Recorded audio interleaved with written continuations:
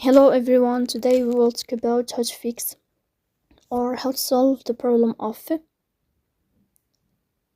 privacy on the application of TikTok. You will click on settings. Here you will click on apps, default apps, app settings. Then you will search about TikTok.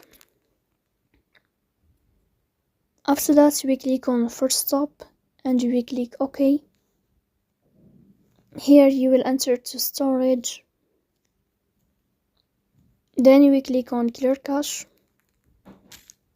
In the end, you can turn off your phone and you can wait a moment to restart your phone again.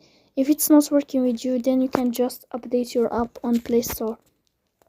So that's all. Don't forget to support us by like and subscribe. See you next time in another video, and thank you for your watching and your attention.